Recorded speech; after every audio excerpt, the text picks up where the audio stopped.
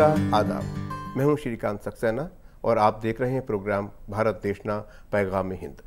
दोस्तों, आमतौर पर किसी मुल्क की पहचान उसकी सरहदों से होती है, लेकिन हिंदुस्तान वो वाहिद मुल्क है जिसकी पहचान उसकी सरहदों से नहीं बल्कि उसकी तहजीब से, उसकी कदरों से और उसकी रवायतों से होती है।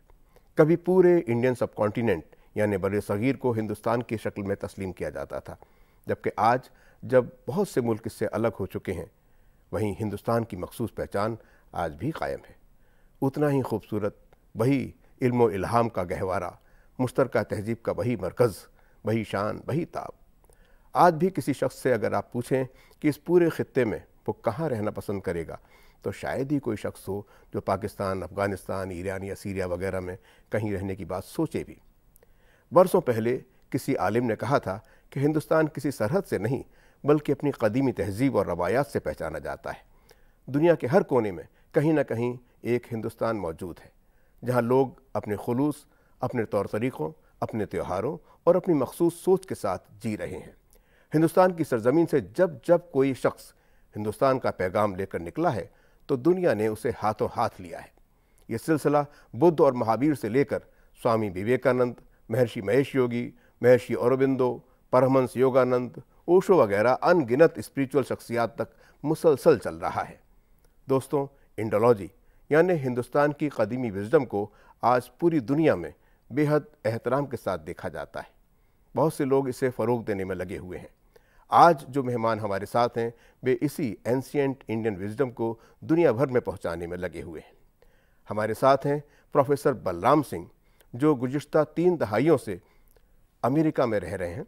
अमेरिका में केमिस्ट्री के प्रोफेसर थे और अब दुनिया भर में वेद, योग और दीगर हिंदुस्तानी हेरिटेज से दुनिया को वाकिफ करा रहे हैं। स्वागत प्रोफेसर बलराम सिंह जी, खुशामदीद।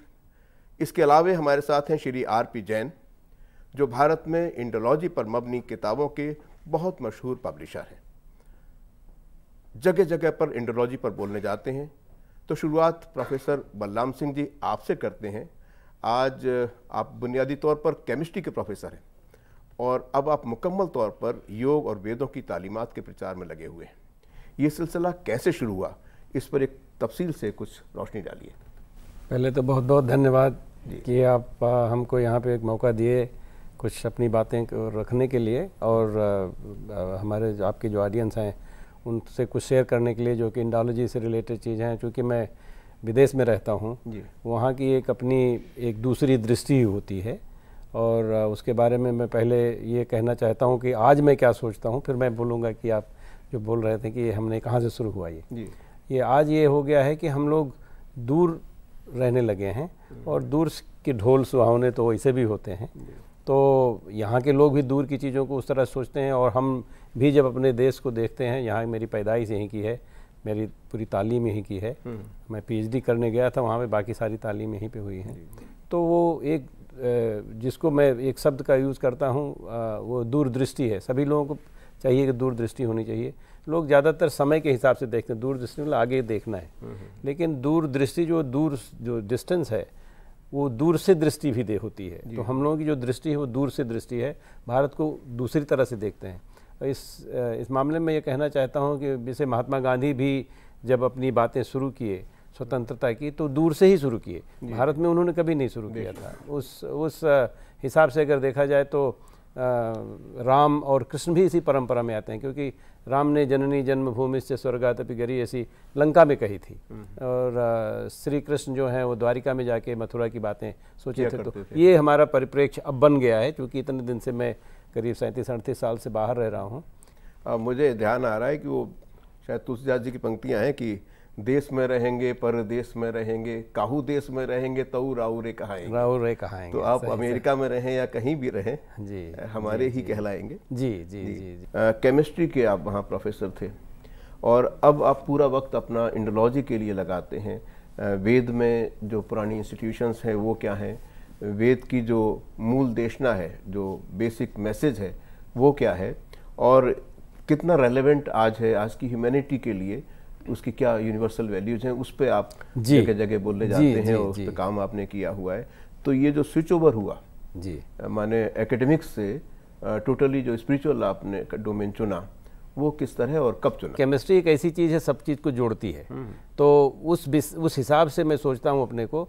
और केमिस्ट्री पढ़ने के बाद, केमिस्ट्री क्या है, फिजिक्स और बायोलॉजी को जोड़ती है जो फील्ड में, साइंस के फील्ड में, क्योंकि चीज़ों को समझने के लिए केमिस्ट्री की आवश्यकता होती है। तो मेरी भी कुछ तो खैर इत्तेफाक हो गया था कि मैं जिस यूनिवर्सिटी में था वहाँ पे इस ऐसी तरह अपने देश के लिए कुछ ऐसी बात नहीं थी, और चूँकि मैं थोड़ा सा बोल्ड हूँ इस मामले में, तो मैंने ये प्रपोज़ किया कि कोई एक सेंटर खोला जाए जिसमें भारत के बारे में बातें हों। आपने यहाँ पे परमहंस योगानंद की बात की, उनकी एक किताब है ऑटोबायोग्राफी ऑफ योगी, उसमें एक हैं professor brown university of Pennsylvania के, उन्होंने अपनी उस किताब में लिखा, उन्होंने एक किताब लिखी थी, उसमें उन्होंने लिखा था कि कम से कम अमेरिका की जो इंस्टीट्यूशंस हैं, यूनिवर्सिटीज़ हैं, उनमें इंडिक सेंटर होना चाहिए, इंडिक स्टडीज़ पे बात होनी चाहिए। तो हमने उसी से थोड़ा सा इनकरेजमेंट लेके वहाँ पे एक centre for Indic studies propose किया। मेरी तो थोड़ा सा यूनिवर्सिटी में अच्छी पोजीशन थी क्योंकि मैं रिसर्च वगैरह बहुत अच्छा करता था, तो मेरी जान पहचान ऊपर वालों से इस यूनिवर्सिटी में था। और जब वो 2 साल लगे उसको अप्रूव होने में, जब अप्रूव हुआ तो उन्होंने सोचा कि मेरे को ही शायद इसका जिम्मेदारी लेनी चाहिए, तो फाउंडिंग डायरेक्टर उन्होंने मेरे बिना पूछे वो मुझे अनाउंस कर दिया, जबकि ये मेरा कभी उद्देश्य नहीं था, मैं सोच भी नहीं सकता था। तो ये यहाँ से शुरुआत हो गई, और फिर जब मैं डायरेक्टर हो गया तो मुझे कुछ सीखना था, कुछ पढ़ना था, तो मैंने कुछ थोड़ा सा अध्ययन भी किया। और चूँकि मैं फाउंडिंग डायरेक्टर करीब 14 साल था, तो फिर लोगों से मुलाकातें होती गई, बहुत सारी। अभी कितनी यूनिवर्सिटीज़ में इंडिक स्टडीज़ का डिपार्टमेंट? इंडिक स्टडीज़ नाम की चीज़ें तो ऐसे नहीं है। इंडोलॉजी, जिसे आपने कहा शुरू में, इंडोलॉजी पे काम होता है, लेकिन इंडिक स्टडीज़ का हम लोगों ने जो दूसरा रूप दिया है वो इंडोलॉजी से थोड़ा सा, इंडोलॉजी में दोनों तरह की चीज़ें हैं, जिसमें कि नॉर्मली लोग, बाहर के लोगों ने इंडोलॉजी बहुत पहले शुरू की था, हमने नहीं शुरू किया था। ये तो आर.पी. जैन जी ज़्यादा बताएंगे कि कैसे इन्होंने ये सारी बातें शुरू की, लेकिन उसमें बहुत सारी चीज़ें जो बाहर के दृष्टिकोण है। इंडिक स्टडीज़ में हम लोगों ने कहा कि हमारा इंडिजिनस पर्सपेक्टिव क्या होता है, हम कैसे हैं, हम खुद बता सकते हैं, तो वो चीज़ हमने इंडिजिनस पर्सपेक्टिव डाली। वैसे भारत के लिए कॉलोनियल पर्सपेक्टिव है, लेफ्टिस्ट पर्सपेक्टिव है, और बहुत कैपिटलिस्टिक पर्सपेक्टिव है, रिलीजियस पर्सपेक्टिव है, वो सारी बाहर के लोग इसी दृष्टिकोण से देखते हैं भारत को। लेकिन साहब, आपसे मालूम करना तो ये बहुत अच्छे बिंदु पे ला रहे हैं प्रोफेसर साहब कि आपका जो पब्लिशिंग हाउस है उसने इंडोलॉजी पे बहुत अहम किताबें पब्लिश की हैं, तो आप उसमें बताइए। एक तो आमतौर पर धारणा ये है कि वेद, जिनको माना जाता है कि सबसे प्राचीन ग्रंथ भारत के माने जाते हैं, एक विचार या एक अभिमत ऐसा भी है जो कहता है वेदों से पहले भी ख़ास तौर पे जो जैन परंपरा है वो मौजूद थी, और वो तमाम चीज़ें हैं। तो और दोनों ही विचार माने अगर आप लेने बैठे तो श्रमण पद्धति और वैदिक पद्धति दोनों एक साथ साथ चलते रहे। तो किस तरीके के विचारों को, भारत की कौन सी विजडम को ज़्यादा एक्सेप्टेंस भारत के बाहर मिली? हमारी धारणा, हम लोग आमतौर पर समझते ही हैं कि जब बुद्ध के विचार भारत से बाहर गए तो लोगों ने बड़ा उनका स्वागत किया, बड़ा हाथों हाथ उसको लिया, जबकि वो हर चीज़ को ही नकार रहे थे। वो किसी परंपरा को, मूर्ति पूजा को, पुरानी रवायात को, धर्म, ये जो धार्मिक मंत्रोच्चारण या अनुष्ठान वगैरह सबको ही अलग कर रहे थे। जबकि वैदिक परंपरा में कहीं ना कहीं कुछ ना कुछ यज्ञ और आदि दूसरी बातें भी आती हैं। हालांकि बाद में तो बहुत पौराणिक जब उसका रूप आया तो और भी ज़्यादा। तो आपने किन किताब के चुनाव में कौन सी किताबें ज़्यादा एक्सेप्ट करी जा रही हैं, ज़्यादा पसंद की जा रही हैं भारत के बाहर?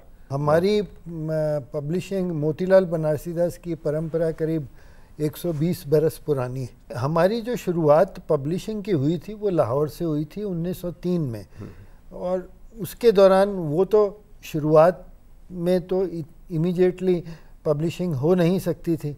धीरे धीरे हमारे जो पूर्वज थे उन्होंने सोचा, क्योंकि उनका अपना इंटरेस्ट था, जो फाउंडर थे उनका अपना इंटरेस्ट पुस्तकों के प्रेमी होने के कारण उन्होंने सोचा कि हम संस्कृत से शुरुआत करें। तो संस्कृत के ग्रंथ उन्होंने पब्लिश करने शुरू किए, जिसमें वेद भी थे, पुराण भी थे। ये सब ग्रंथों से शुरुआत हुई, क्योंकि जब हम बेसिकली इंडोलॉजी की बात करते हैं तो बिना संस्कृत के इंडोलॉजी तो अधूरी है, चाहे वो अंग्रेज़ कहें, चाहे हिंदुस्तानी कहें, चाहे कोई भी कहे। तो मुख्य हमारी जो भाषा है वो है संस्कृत, और संस्कृत से निकलता है संस्कार और संस्कृति, दो चीज़ें निकलती हैं। यदि सिंपल भाषा में उसको एक्सप्लेन किया जाए तो संस्कृत को हम मातृभूमि मानते हैं या mother of all Indian languages मानते हैं। संस्कार उसका एक हिस्सा है, एक ब्रांच है, और संस्कृति भी उसकी एक हिस्सा है। माँ के अगर एक बेटा है और एक बेटी है, जैसे उनको संस्कार मिलते हैं वैसे उनके अंदर उनकी डेवलपमेंट होती है, उनके आगे उनका माने समाज का निर्माण पुराने मूल्यों को लेकर और उन मूल्यों को लेकर। तो आज के युग के अंदर हम देख रहे हैं कि जो संस्कार यंग जनरेशन में आने चाहिए वो कहीं ना कहीं खोते चले जा रहे हैं। तो उससे हमारे जो संस्कार का मतलब है खुशबू। जब तक आज अगर बाज़ार में चले जाएं तो आपको हर तरह के फूल मिलेंगे, लेकिन आप सिलेक्ट कौन सा करेंगे? खुशबू वाला सिलेक्ट करेंगे ना। तो प्रोफेसर साहब, ये जो खुशबू का लेन देन है, इसमें शायद ज़्यादा जिम्मेदारी उस पीढ़ी की है जिसे खुशबू पहुंचानी है अगली पीढ़ी में। तो अगर हम ये कहें कि भाई जो आने वाली पीढ़ी है वो खुशबू को संजो के नहीं रख पा रही या जो खुशबू हम उसको देना चाहते हैं उतना नहीं दे पाए, तो कहीं ना कहीं शायद हमारी तरफ से भी कुछ कमी रह रही हो। उम्मीद धीरे धीरे कम वो भी इसको भी एड्रेस किया जाएगा। लेकिन जब आप जाते हैं तो एक बड़े इश्यूज आते हैं, टोटल ह्यूमैनिटी आती है। आज इकोलॉजी को इस हद तक बर्बाद किया जा चुका है कि इस ग्रह पर स्वयं जीवन के लिए ख़तरा है, यानी ज़िंदगी यहाँ बचे या ना बचे, ये एक बहुत अहम सवाल खड़ा हो गया। ऐसे सवालों को एड्रेस करने के लिए लोग हिंदुस्तान की तरफ देख रहे हैं। हिंदुस्तान की जो विजडम है ओरिजिनल, जो सर्वसमावेशी है। आप ये देखिए कि भाई जो आपने ग्रंथों की बात करी, एक परंपरा निर्ग्रंथों की भी है, जो ग्रंथों को ही हटा के यानी अपने भीतर ऐसे बदलाव लाए जाएं कि आपका संपूर्ण जीवन ही एक उसकी फ्लावरिंग हो जाए। तो ये मैसेजेस अतीत में हज़ारों साल पहले जब भारत की सरहदों के पार गए तो लोगों ने बड़ा इसका खैर मकदम किया, स्वागत किया। आप अब देख रहे होंगे जो कॉन्फ्लिक्ट्स हैं बहुत सारे, तो और ये ख़तरा पैदा हो गया इकोलॉजी को भी और ह्यूमैनिटी को भी, चाहे हथियारों की दौड़ के ज़रिए से, जब आप खला को, अंतरिक्ष को भी हथियारों से लैस कर देना चाहते हैं, एक बार में पूरी धरती को कई बार तक आप ख़त्म करने की सलाहियत रखते हैं, ताकत रखते हैं। ऐसे मौके पे जो हिंदुस्तान की ओरिजिनल विजडम है, हिंदुस्तान का जो ओरिजिनल मैसेज है, जो सबसे मोहब्बत का है, और इस ज़िंदगी में आप अगर एक आम हिंदुस्तानी को देखें तो वो पानी की भी इबादत करता है, वो रोशनी की, सूर्य की रोशनी की भी करता है, पेड़ पौधों की, पक्षियों की। कोई भी ऐसा पशु पक्षी बचा हुआ नहीं है जिसकी वहाँ पूजा पाठ और उसको सम्मान से, उसको एहतराम से ना देखा जाता हो। तो ये जो जीने का तरीका है वो भारत ने दुनिया भर को सिखाया, और अब शायद दुनिया इसकी अहमियत को, इसके महत्व को समझ रही है। चूँकि आप दुनिया भर में घूमते हैं और जगह जगह इस विषय पे बोलते हैं, तो अपना अनुभव हमसे शेयर करिए, हमारे नाज़रीन से शेयर करिए कि कैसा जवाब, कैसा रिस्पॉन्स आपको मिलता है। जी, भारत की तरफ देख रहे हैं लोग, और दुर्भाग्य से भारत अपनी तरफ उतना नहीं देख पा रहा है। उसमें कुछ तो इतिहास का रोल रहा है कि ऐतिहासिक रूप से भारत के लोग भारतीय ढंग से नहीं रह पाए, चाहे वो इन्वेजन की वजह से रहा हो, या गरीबी की वजह से रहा हो, या अशिक्षा की वजह से रहा हो। तो इसमें विज्ञान का, इस पर कभी काम किया, क्यों ऐसा हुआ? जी, कुछ काम किया इसमें। कुछ कैसे ऐसे हुआ कि ऐतिहासिक रूप से तो आप ऐसा मान सकते हैं, पहले जो जब हमारे यहाँ पे मुसलमानों के आक्रमण हुए तो उनके भी एक नियम हुआ करते थे कि वो बाकी लोगों को ज़्यादा परेशान नहीं करते। हालांकि ये शुरू हो गया था कुछ, जैसे भारत की परंपरा तो है कि जब कभी युद्ध होते हैं तो सिर्फ सेना के युद्ध होते हैं। ये मुसलमानों के युद्ध जो हुए वो ज़्यादातर सेना से हुए, लेकिन फिर उन्होंने थोड़े अत्याचार किए लोगों के ऊपर, किसी भी तरह चाहे कन्वर्ट करने के लिए कुछ ऐसे। लेकिन जब अंग्रेज आए तो उन्होंने पूरी सोच ही बदलने का प्रयत्न किया, क्योंकि उनके पास उस समय बाय दैट टाइम एजुकेशन उनके लिए बहुत बड़ी चीज़ हो गई थी। उन्होंने भारत की बहुत सारी विद्याओं को ख़त्म कर दिया। जैसे आप भगवान बुद्ध या जैन धर्म की बात कर रहे थे, तो किसी भी व्यवस्था में भारत की व्यवस्था उसी में आती है, किसी न किसी तरह से एक ठहराव सा आ जाता है, लोग किसी चीज़ को एक रिचुअल्स मान लेते हैं, तो उसको समझने का प्रयत्न नहीं करते हैं। तो भारत की बहुत सारी परंपराओं में बहुत सारा ज्ञान है, वेद में, पुराण में, बहुत सारी चीज़ों में, लेकिन धीरे धीरे वो लोग सिर्फ कर्मकांड में रह जाता है। तो उसी तरह से ये जो बाकी ज्ञान की बातें थी बहुत सारी, वो बाहर के प्रभाव से और भी छुप गया। मुझे याद आ रहा है आपने कहीं वेदों में डेमोक्रेटिक इंस्टीट्यूशंस की बात करी जी है, जी जी, कि जो लोकतंत्र की या प्रजातंत्र की जड़ें हैं जी, उसके सूत्र कहीं आपने वेदों में ढूंढ लिए हैं जी। तो क्या है वो? उसमें यह है कि मेरा अपना मानना, जैसे डेमोक्रेसी आज इसको कहते हैं, वो कभी कभी लोग उसको लोकतंत्र, जनतंत्र, प्रजातंत्र, हमारे यहाँ तो बहुत पर्याय हैं इसकी। जी, जी। और हमारे यहाँ की जो शब्दावली, जैसे आप बोल रहे हैं, संस्कृत की भाषा एक ऐसी है, इसमें हर परिस्थिति के लिए कोई शब्द है और बहुत सारे शब्द, और हर शब्द के एक से अधिक अर्थ हैं। एक से अधिक अर्थ हैं, और उसको समझना, उसका परिप्रेक्ष्य समझना बहुत ज़रूरी है। तो जो मुझे मिला हुआ है कि जो शब्द का प्रयोग किया, वैसे सभा का प्रयोग किया गया, पंचायत का सब किया गया है, लेकिन एक शब्द जो हमको बहुत पसंद है, मुझे लगता है उसका एक मतलब आज निकलता है, वो है प्रजा, प्रजातंत्र जो जिसको कहते हैं। तो प्रजातंत्र कहाँ से हुआ, कैसे शुरू हुआ, और उसका क्या अर्थ है, आज के ज़माने में उसका कोई मतलब है कि नहीं है, ये चीज़ मुझे ऋग्वेद में भी मिली। और उसके बाद बहुत सारी पौराणिक, प्रजापति जैसे है एक नाम, ब्रह्मा जी का नाम कहा जाता, पहले ब्रह्मा जी से इसको बाद में जोड़ा गया, पहले सिर्फ प्रजापति कहा जाता पर अगर हम पहले वेद को लेके चलें, ऋग्वेद को, तो उसमें तो राज्य का उद्भव भी की बात नहीं है, उस समय तो राज्यहीन समाज है। जी जी। तो जब राजा ही नहीं है तो प्रजा कहाँ से फिर होगी? ये राजा प्रजा की बात हम लोग आधुनिक ढंग से जोड़ते हैं, आज के संदर्भ में। हाँ, उसमें ऐसा, ये तो राजा प्रजा लोगों ने ऐसे मान लिया ऐतिहासिक रूप से, या एक संस्कृति बना ली कि हमको ऐसा बोलना, जहाँ राजा होगा वहाँ प्रजा होगी। गांव के अगल बगल के लोग होते हैं, वो एक दूसरे के पूरक होते हैं, तो उनका अपना बिजनेस चलता है, उनकी ट्रेडिंग चलती है, उनकी आवश्यकताएं होती हैं, उनकी दूरी जो भी। लेकिन आज के दौर में जबकि राज्य इतना ताकतवर हो चुका है कि वो जो इंडिविजुअल की आज़ादी एक ख़तरे में पड़ चुकी है, यानी कुछ राज्यों ने इतनी ज़्यादा ताकत हासिल कर ली है कि वो हर चीज़ें, आपकी सोच भी, आपके प्रेफरेंस भी, आपकी जो प्राथमिकताएं हैं वही तय कर देते हैं। यानी बाजार, ये सारी दुनिया के संदर्भ में बात कर रहे हैं, उस संदर्भ में मैं बात कर रहा हूँ। ऐसे में जो हमारे पास में हमारी हेरिटेज है वो कुछ ऐसी है कि वो चाहे तो दुनिया को कुछ सिखा सकती है। यानी हमने बहुत सारी बातें हासिल करके छोड़ी जी, उसके बाद में जीने का वो तरीका अपनाया जो सरल तरीका है, या कहिए कि जहाँ पे जो कम अपरिग्रह की बात हम जब करते हैं ना, बहुत ज़्यादा संजो के रखना, इकट्ठा करना, ये नहीं है, संग्रह नहीं करना, नहीं है ना करना। तो ये बातें जब हम लेके पश्चिम में जाते हैं, आई मीन दूसरे कंट्रीज में जाते हैं जहाँ इंस्टीट्यूशंस इवॉल्व हुई हैं ग्रेजुअली, और शायद इसलिए हमसे मजबूत भी हैं, तो उनके कुछ प्लस पॉइंट भी हैं, कुछ माइनस पॉइंट भी हैं, लेकिन अब जब वो समृद्धि के शिखर पर पहुंच रहे हैं तो उनके इनर कॉन्फ्लिक्ट्स और इंट्रा कॉन्फ्लिक्ट्स इतने ज़्यादा बढ़ रहे हैं कि वो देखते हैं कि भाई शायद वो तरीका, जबकि एक शख्स 5000 साल ये पहले की भी एक परंपरा रही होगी कि वो पानी में खड़ा होकर सूर्य को नमस्कार करता था, यानी जो कुछ बात है कि हस्ती मिटती नहीं हमारी, क्यों कहा गया कि रोज़ाना हम इतने काम करते हैं, चाहे हम उससे कॉन्शियसली अवेयर हों और ना हों, जो शायद हज़ारों साल पहले भी हमारे पूर्वज करते रहे हों, और दूसरी जो सभ्यताएं थीं, जो दूसरी तहजीब थी, वो उससे कट गईं, अलग हो गईं। इसलिए शायद ज़्यादा लोग अब हिंदुस्तान की तरफ देख रहे हैं।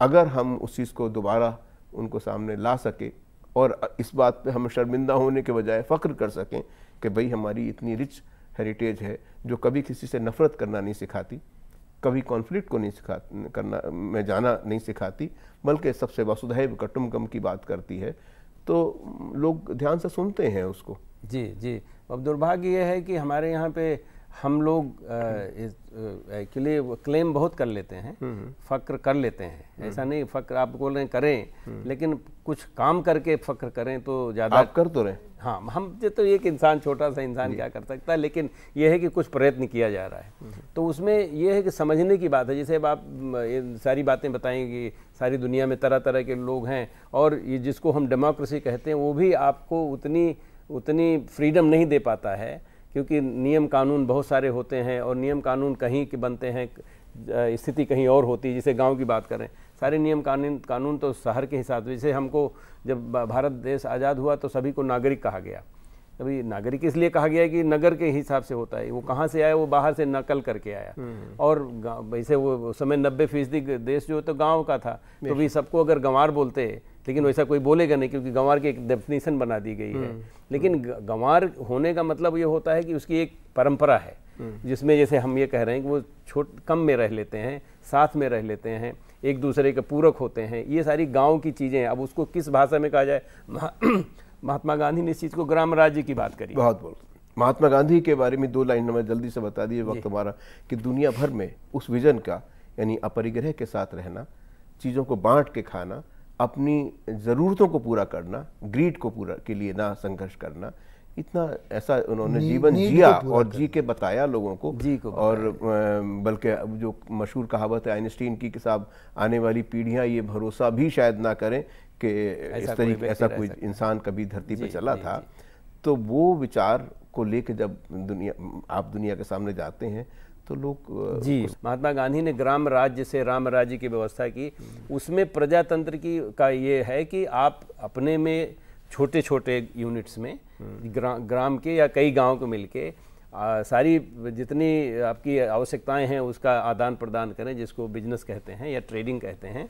और फिर आप एक दूसरे को अच्छे से जानते हैं, इसलिए जो भी जैसे आप कह रहे हैं कि किसी के फ्रीडम को, ये सब चीज़ें मेरे गांव में कुछ ऐसी चीज़ें कोई प्रॉब्लम नहीं कि कुछ नहीं कह सकता।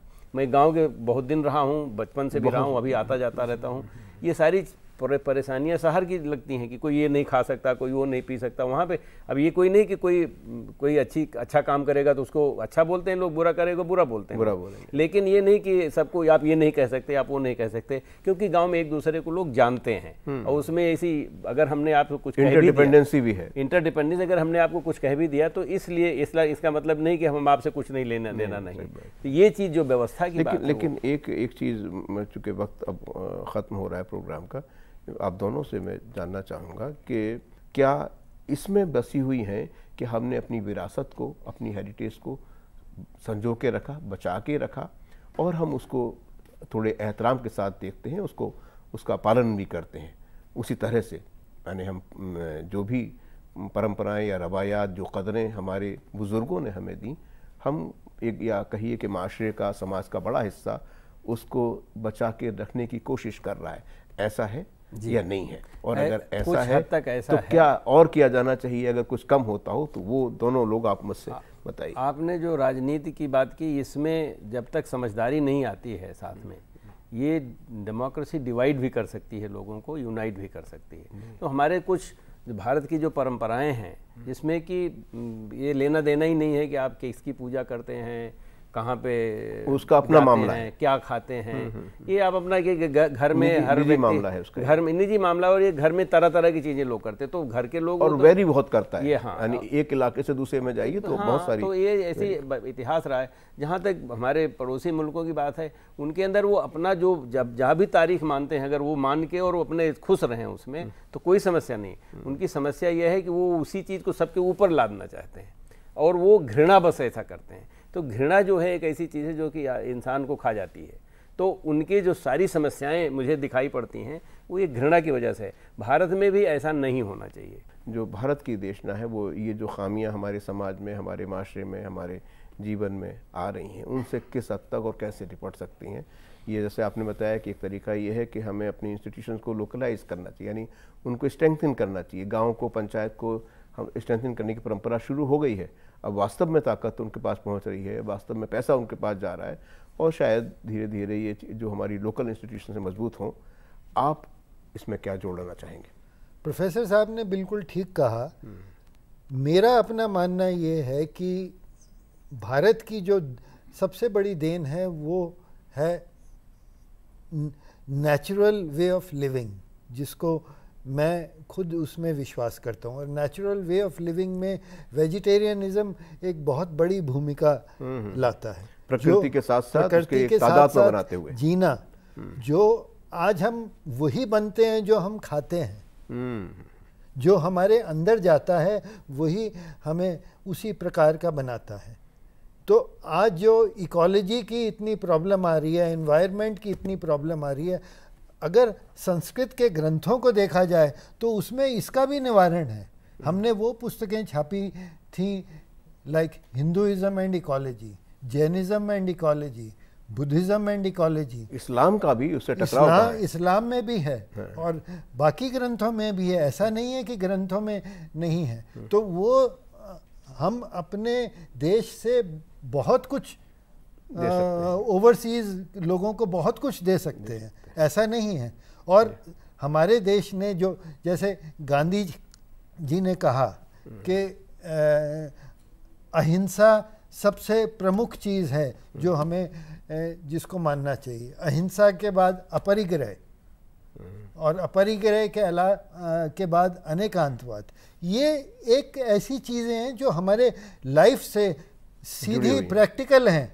अगर हम उसको माने और उसको समझें तो इसके ऊपर हमें आचरण करना चाहिए। बेशक। बहुत बहुत शुक्रिया आरपी जैन साहब और प्रोफेसर बलराम सिंह जी। ये किताब प्रोफेसर बलराम सिंह जी लिख रहे हैं और शायद मुकम्मल हो गई है, आने वाले कुछ दिनों में कई लोगों को अवेलेबल हो जाएगी। कॉपी है, हाँ, कुछ दिनों में निकलने वाली है। क्या इसका डिफरेंट क्या लिखा है? Different tech. और ये एनआरआईज पर है। और मेरी इच्छा है अगर हमारे प्रधानमंत्री मंजूर करें तो उनके हाथों से कुछ हो। ये the NRI view of India in the tradition of Ram Krishna and Gandhi. Beautiful. ये हम लोग दूर से देख रहे हैं इसको, लेकिन ये पता लगेगा कि जो दूसरे लोग, दुनिया के लोग देख रहे हैं, किस दृष्टि से भारत को देखते हैं। बहुत सुंदर। और वो चीज़ अगर हम सामने ला पाएंगे। बहुत अच्छी चर्चा रही और आप दोनों लोग तशरीफ लाए स्टूडियो में, इसके लिए आपका बहुत बहुत शुक्रिया जैन साहब और प्रोफेसर बलराम सिंह जी। बहुत बहुत धन्यवाद। बहुत बहुत धन्यवाद। तो दोस्तों, ये थी हमारी बातचीत उन दो अहम शख्सियत से जो अपनी तरह से हिंदुस्तान का पैगाम दुनिया भर में पहुंचाने की कोशिश कर रहे हैं। आपको प्रोग्राम कैसा रहा हमें ज़रूर लिखें।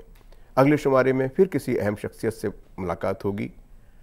हिंदुस्तान की कदीमी तहजीब और यहाँ के विरसे की बात करेंगे। तब तक के लिए इजाज़त दीजिए। आदाब।